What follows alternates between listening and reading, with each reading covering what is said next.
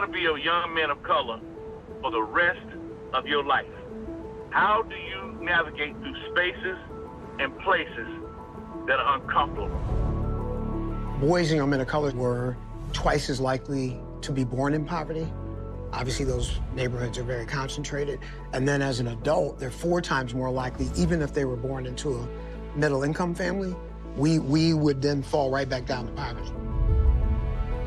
The YMCA has opened up a lot of opportunities for me just outside of sports and just outside of school. We got to come up with an issue in our community. We present to a panel in DC, whether it be through community service, me being a camp counselor for younger children, made me improve me becoming a better person.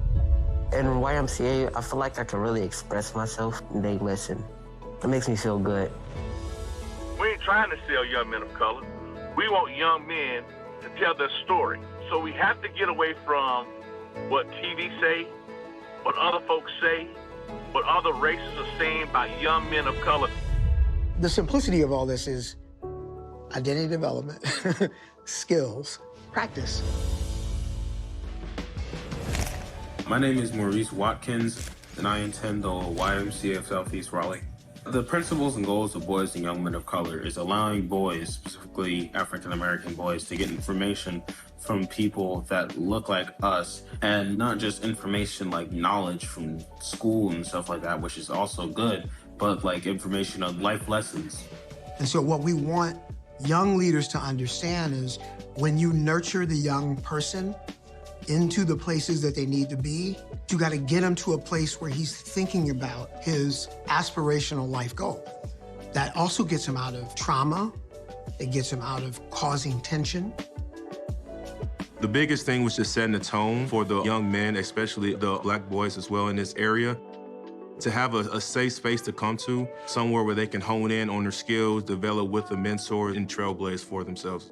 We try to figure out a way to bring leadership and character development that are lifting up those boys and young men of color and helping to guide them, you know, as they become growing adults that are able to take care of their families.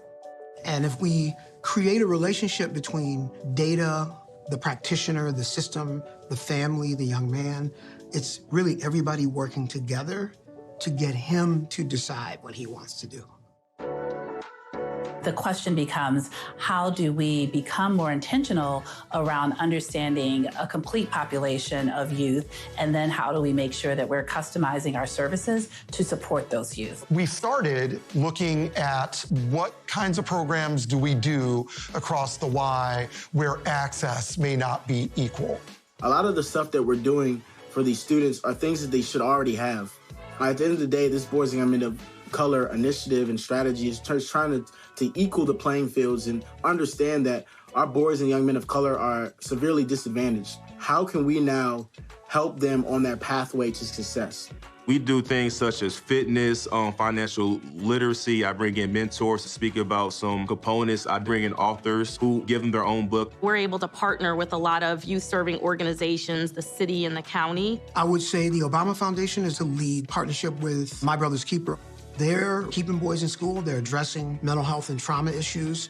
We thought it was a great program for him to learn more leadership skills, also to fellowship with other young men and other strong men in the community.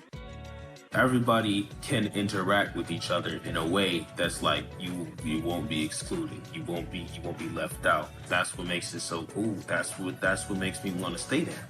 The end goal is to get to 100 cities, 10,000 boys by 2025. That's how you stem the tide and bring communities back, is by going upstream and then realizing downstream what you end up with is a strong foundation.